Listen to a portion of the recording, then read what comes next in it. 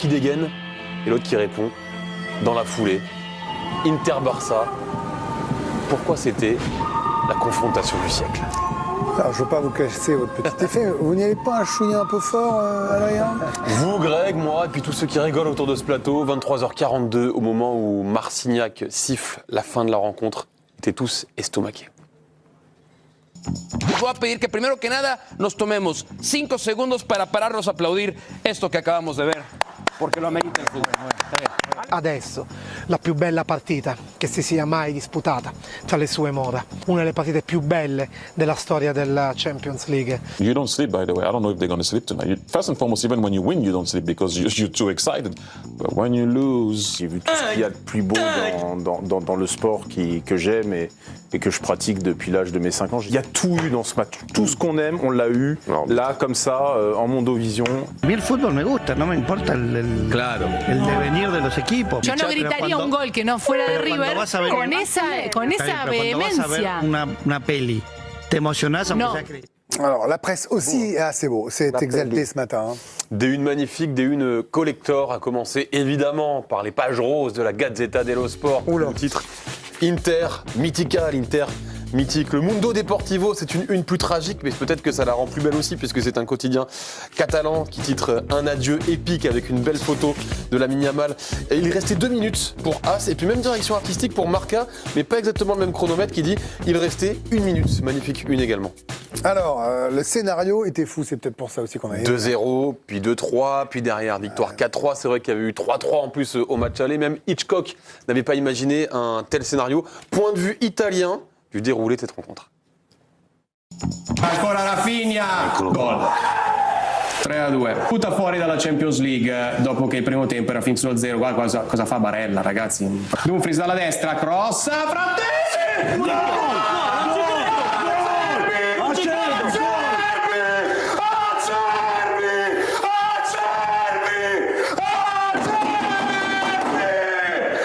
Buono il dribbling di Thuram, il cross in mezzo, Taremi, Frattesi,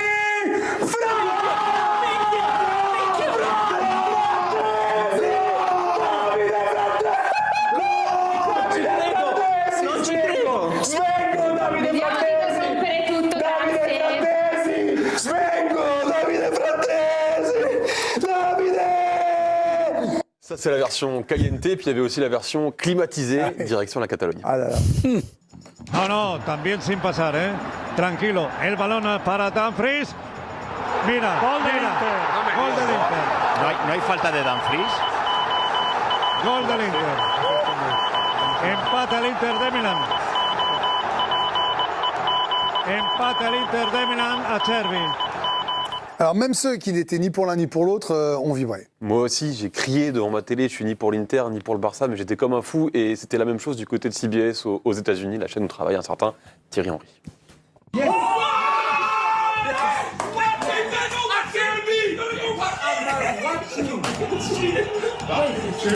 What is he doing now? Oh, he goes anywhere in the side of the goal. Hey, I'm tired. Finalement, les seuls qui n'ont pas vraiment apprécié, qui n'ont pas goûté à ce scénario et qui se situent du côté de Milan, c'est les neuneux qui ont dit à 3-2, on s'en va. On quitte le stade et puis quand ils ont entendu la clameur, ils ont voulu revenir pour la prolongation. Mais non, malheureusement, le billet avait été composté. Ils ne peuvent plus rentrer dans le stade. C'est la bêtise. Il y a eu des records dans ce match. Des records collectifs d'abord de battus puisqu'il y a eu 13 buts de marqués.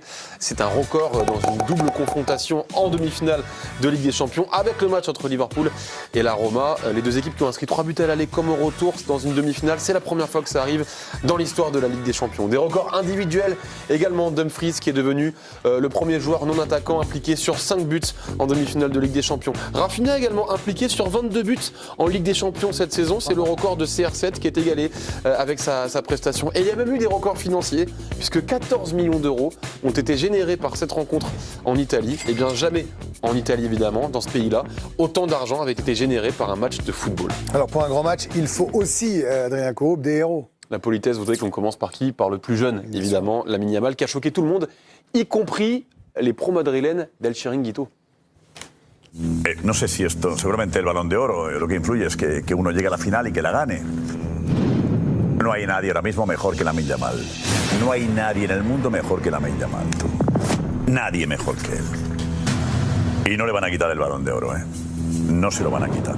Il n'a pas marqué, mais on peut encore une fois résumer son apport par certaines statistiques. Par exemple, il a disputé 39 duels. Sachez que depuis Copta, outil statistique, collecte les données, soit depuis 22 ans, il n'y avait que Ricardo Quaresma qui avait disputé plus de duels dans un match à élimination directe, un Porto Schalke en 2008. Il a réussi 14 dribbles. Seuls Lionel Messi et Neymar en ont réussi plus dans un match à élimination directe de Ligue des Champions. Il a été incroyable, ce qui vaudra à la Gazzetta, qui pourtant évidemment couvre avec un prisme plus interiste cette rencontre. Ces mots-là, après Pelé, Diego et Léo, nous assistons à la naissance du nouveau phénomène mondial. C'est beau. Ouais. Et Yann Sommer aussi, il a été monstrueux. Hein. Nommé homme du match par l'UEFA, petit tour des télés avec encore une fois un montage de l'excellent Corentin Roland pour vous montrer à quel point il a convaincu. My gosh, when they needed a save tonight, he made a save. Make all the saves you're supposed to, and make one of the saves that you're not supposed to. Very happy for Yann Sommer, seriously. Like I mentioned before, they always mention him being good with his feet. You know, it was always a thing. He's a good goalkeeper in general. 14 saves across 2 legs. It's not only good with his feet. At the Euro once, I'm sure you remember that one. C'est 9 pour Sébastien. C'est 9 également, 9. Mais dis ça, pourquoi Il a réalisé 14 arrêts sur la double confrontation, Yann Sommer. 7 à l'aller, 7 au retour, histoire de ne pas faire de jaloux. Noté 9 sur 10 dans l'équipe, quand même, pour un gardien qui a encaissé 3 buts, c'est extraordinaire. Eh bien, c'est 14 arrêts au total, c'est le deuxième plus haut total lors d'une double confrontation en demi de Champions depuis Copta collecte ses données. Bref, il y a des records partout.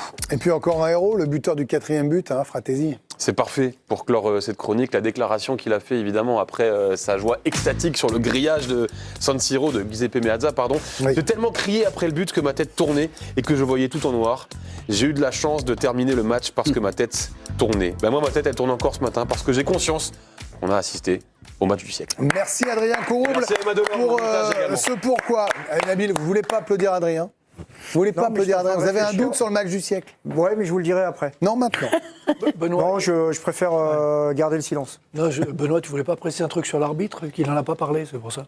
Ah, mais ça permet d'argumenter que c'est le match du siècle, parce qu'il y a tout eu. Il y a eu des buts, on a vu éclore aussi, sans doute en ce moment, le meilleur joueur du monde, qui est Lamine Yamal, qui, je pense, aura le Ballon d'Or, à moins que Ousmane Dembélé soit décisif avec le Paris Saint-Germain en Champions League. Parce qu'il a été à l'aller. Hein. C'est un peu le match, là, à mon avis, pour le Ballon d'Or.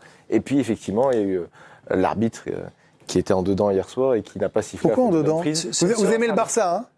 Non, je suis juste objectif, Greg. Mais pourquoi en dedans ? Sur Dumfries, il y avait faute. Sur Martin, il y avait faute. En même temps, il pouvait expulser aussi Inigo Martinez qui a dessoudé Dumfries qui partait, quoi. Aussi, mais en tout cas, non, mais je sais pas pour. Bah, ouais, enfin. Il y a eu beaucoup de. Voilà, je n'ai pas plus d'arguments. Il y a eu beaucoup de décisions litigieuses contre le Barça hier soir. C'est mon avis. Effectivement, des décisions de l'arbitre polonais Simone Marciniak qui ont du mal à passer parmi les rangs barcelonais. Flick ne s'est pas privé de donner son ressenti en conférence de presse après le match. Quand c'était du 50-50, les décisions étaient toujours en faveur de l'Inter. Mais c'est comme ça, c'est le football, on doit l'accepter.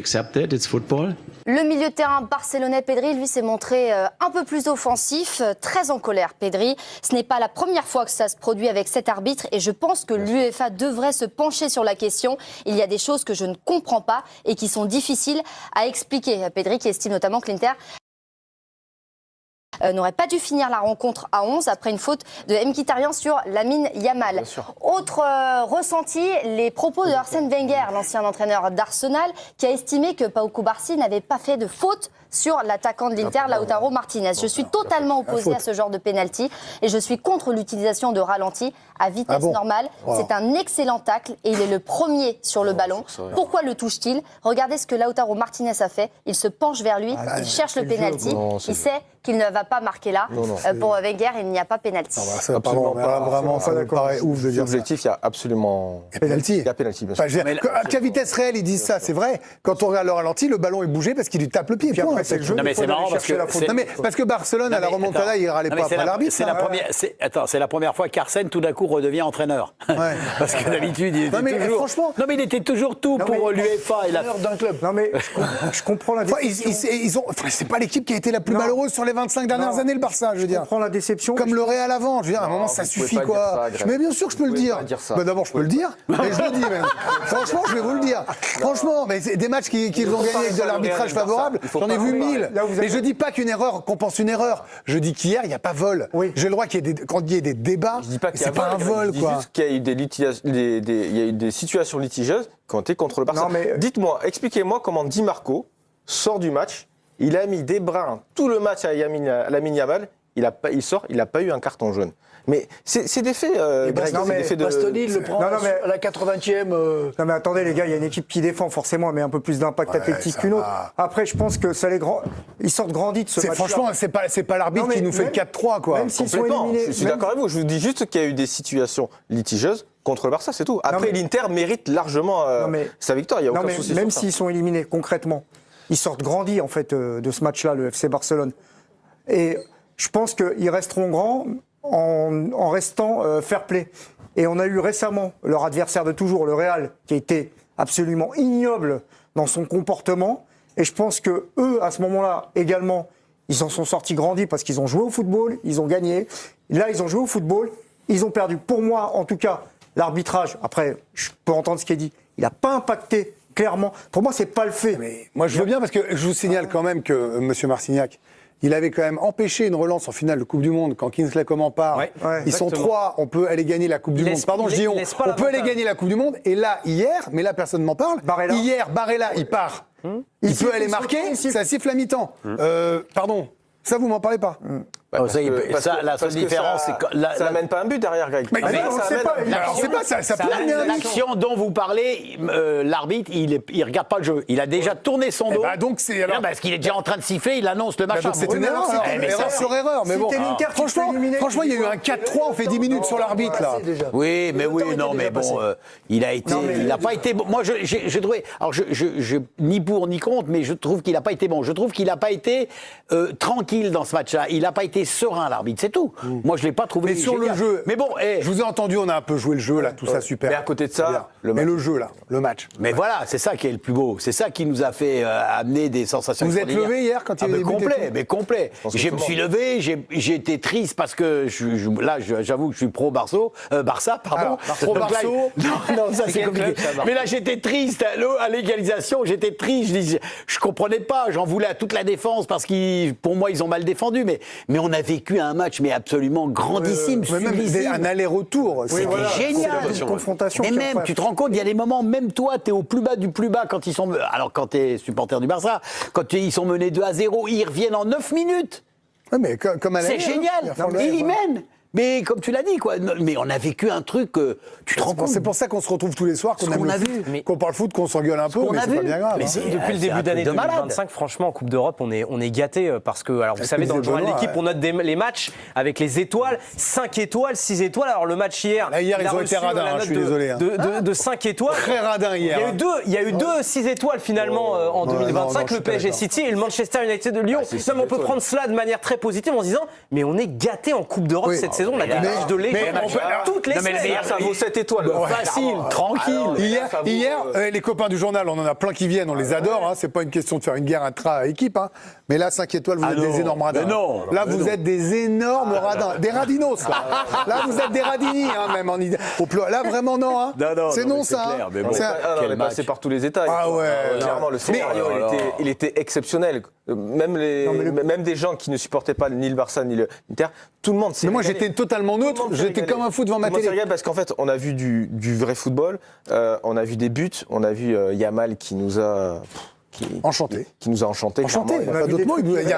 Yamal, on voit quelque chose qu'on voit nulle part ailleurs. On voit. Alors, moi, j'étais fou, mais à Serbie. qui marque. Qu'est-ce qu'il fait devant? Qu'est-ce qu'il fait Le truc le plus incroyable, c'est qu'il n'a pas le droit. Non mais qu'est-ce qu'il fait? Et même Simone Inzaghi, tiens, je vais vous voir en tant que coach là-dessus. Hier quand même, à un moment ils sont morts, il y a une domination folle du Barça. On se dit, c'est sûr, ils vont en prendre un. Il fait des changements qui réoxygènent l'équipe. Alors moi, c'est mon sentiment. Vous allez me dire si vous validez ou pas ça. Et derrière, ces gars-là lui rendent. Et lui, ils étaient 12 avec lui tellement il bougeait devant ce terrain. Il bouge, il va au poteau de corner, il rentre sur le terrain. Il est même rentré sur le terrain. Il n'a pas de carton d'ailleurs, les Italiens ont toujours le droit. Non mais c'est extraordinaire. Il sort de la zone, il va n'importe où. Mais est-ce qu'il donne du souffle c'est lui qui a pris un carton, c'est flic. Est-ce qu'il donne vous allez recommencer sur Marcignac. Moi j'allais pour. Mais je sais pas ce qui me prend d'aller demander à Raymond Domenech de glorifier un entraîneur italien. Mais